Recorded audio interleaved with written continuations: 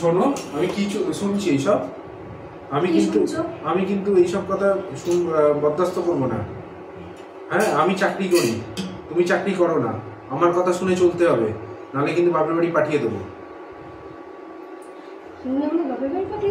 হ্যাঁ, কথা যদি আমার না শুনে চলো। ঠিক আছে। এটা কি দিচ্ছ চায়ে?